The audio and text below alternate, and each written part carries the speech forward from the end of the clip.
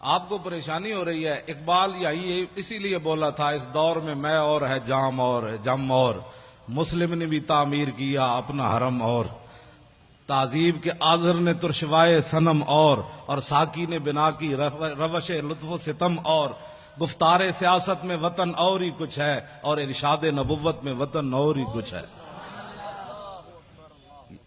آپ جو پاکستان حقیقت میں آپ لوگوں کا ہے. آپ ایسے ڈر ڈر کے پاکستان کا بھی نام لے رہے ہیں. بھئی کیوں ڈر ڈر کے نام رہے؟ علامہ فضل حق خیر آبادی کا نعرہ میں پھر انہوں نے بھی پڑھا تو میں پھر لگاتا ہوں. منج کا لباس پہنا ہوا ہو، منج کی چارپائی کے اوپر جو ہے نا آدمی سو نہیں سکتا. چادر بھی بچھی ہو تو سو نہیں سکتا. منج کا لباس انسان نے پہنا ہوا ہو اور مٹی کے ٹوکرا سر پر ہو اور زہر جیسا پانی پیا ہو اور تنبے جیسی غذا کھائی ہو، پھر بھی مٹی اٹھا کر نہ اللہ کا شکوہ کرے نہ رسول. اتنا بڑا شہزادہ، اتنا بڑا علامہ، اور مٹی کے ٹوکرے اٹھا کر بھی انگریزوں کو یہ بتائے تم کیا سمجھتے ہو کہ یہ میں پچھتا گیا ہوں، میں واپس لے لوں گا فتویٰ. آپ نے فرمایا نہیں، لب بام بھی پکارا سرے دار بھی صدا دی، میں کہاں کہاں پہنچا تیری دید کی لگن میں. ہمارے بزرگوں نے 1857 کے اندر ہمارے بزرگ داڑیاں منڈا کر بھاگا کوئی نہیں. مولانا غلام غوث بغدادی صاحب، یہ پاکستان کی خوشبو ایسے ہر طرف نہیں پھیل رہی. ہمارے بزرگ ایک ایک دن 300 علماء پھانسی پر جھولے، اونٹ پر باندھ کر درختوں کے نیچے سے گزارتے تھے. ایسے اونٹ کو دوڑا کر جب لاتے تھے تو ہمارے بزرگوں کی گردن اتر کر ادھر چلی جاتی تھی. تماشے دیکھتے تھے، لیکن کسی بھی عالم نے نہیں کہا ذرا ٹھہرو میں اسلام چھوڑتا ہوں، ذرا ٹھہرو میں داڑھی منڈواتا ہوں، ذرا ٹھہرو میں معافی چاہتا ہوں. 300 علماء ایک دن پھانسی پر جھولتے رہے، لیکن وہ ہمارے علماء فرماتے رہے او ذلیل کے بچوں ستم گر دھرا ہنر آزمائے تو تیر آزما ہم جگر آزمائے. اس لیے آج بھی پوری دنیا زور لگا رہی ہے پاکستان کے اندر، پوری دنیا زور لگا رہی ہے کہ پاکستان سے لبرلزم کی طرف چلا جائے، پاکستان میں فلاں چلا جائے. پاکستان میں عورتیں بھی بٹھا کر انہوں نے روزے کے مسائل عورتیں بتا رہی ہیں روزہ ایسے ٹوٹتا ہے ایسے جڑتا ہے، تو عورتیں بھی بٹھا دی. کیبل بھی ساری ان کے قبضے میں دے دی، میڈیا بھی سارا ان کے قبضے میں دے دیا. علماء پر پابندیاں، ان پر دہشت گردی کے مقدمے، ان کی زبان بندیاں، مسجدوں سے سپیکر اتر گئے، کتابیں چھین لی.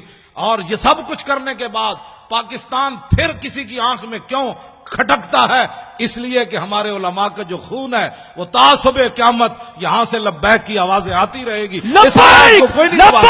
لبیک یا رسول اللہ. انشاءاللہ اب میرے آقا و مولا کے دین جو ہے اس نے آنا ہے. یہ آپ کے جو نعرے ہیں نا یہ بڑے دور تک اس کی گونج گئی ہے. ہاں، یہ پاکستان میں پریشانی نہیں لگی، بڑی دور تک پریشانی لگ گئی کہ یہ ان کو کیا ہو گیا، یہ کیا کر رہے ہیں. انہوں نے کہا تمہیں پتہ نہیں کیا کر رہے ہیں، یہ تو اب کھڑے ہو گئے، یہ تو سوئے ہوئے شیر جاگ اٹھے، اب ان شیروں کا راستہ کیسے روکنا ہے. انہوں نے کہا نہیں یہ نہیں روکتے، وہ بکنے والے اور ہیں. ہاں، وہ بکنے والے اور ہیں، وہ جھکنے والے اور ہیں. ان کے بزرگوں نے تو کالے پانی میں بھی سر نہیں جھکایا، انہوں نے تو کالے پانی میں بھی سر نہیں جھکایا. اور انہوں نے تو قلعہ گوالیار کے اندر 40 پہلوان لے آیا جہانگیر. فوج اور پولیس تو ناکام ہو گئی مجدد الفسانی کا صرف سر جھکانے میں. کہا کہ یہ ان کے وارث ہیں. 40 پہلوان بلائے اس زمانے میں جس میں ہر چیز خالص ملتی تھی. اب تو بندہ بھی خالص نہیں ملتا، اس وقت تو دودھ بھی خالص، مکھن بھی خالص، شہد بھی خالص. جہانگیر کے زمانے کے پلے ہوئے پہلوان، نہ اریانی نہ فحاشی. اب تو ہر بندہ اپنی آنکھ میلے کیے بیٹھا ہے، گھر سے چلتا ہے تو پتنی کتنی بار آنکھ میلی کرتا ہے، پھر کہتا ہے مولانا پتنی مجھے کیا ہو گیا. میں نے کہا ایک دن اپنی نگاہ کی حفاظت کر، شام تک پتہ چل جائے گا تو کہاں جا پہنچا. یہ کوئی معمولی بات نہیں ہے. انگریزوں کو پتہ تھا جب تک مسلمانوں کی آنکھیں میلی ہوتی رہے گی ان کو گرانا آسان ہے. جب ان کی آنکھیں میلی نہیں ہوں گی تو پھر یہ سمندروں میں بھی گھوڑے ڈال دیں گے، سمندر بھی ان کو پھر ایسا نظر آئے گا. ہاں جی، پھر یہ کیسر و کسرا کے دروازے بھی جا کر کھڑکا دیں گے، کیونکہ ان کی آنکھیں بڑی پاکیزہ ہیں. کیونکہ ان کی آنکھوں میں کوئی چیز جچی کوئی نہیں، کوئی تصور ہی نہ ابھرا تیری تصویر کے بعد، اور ذہن خالی ہی رہا کاسہ سائل کی طرح، رخ دن ہے یا میرے سما یہ بھی نہیں وہ بھی نہیں، شب زلف یا مشک خطا یہ بھی نہیں وہ بھی نہیں، خورشید تھا کس زور پر کیا بڑھ کے چمکا تھا کمر، بے پردہ جب وہ رخ ہوا یہ بھی نہیں وہ بھی نہیں۔ تو ان کی آنکھوں، آپ سمجھتے ہیں کوئی صحابہ کوئی لوہے کے بنے ہوئے تھے کہ کیسر و کسرا کے دروازے جا کر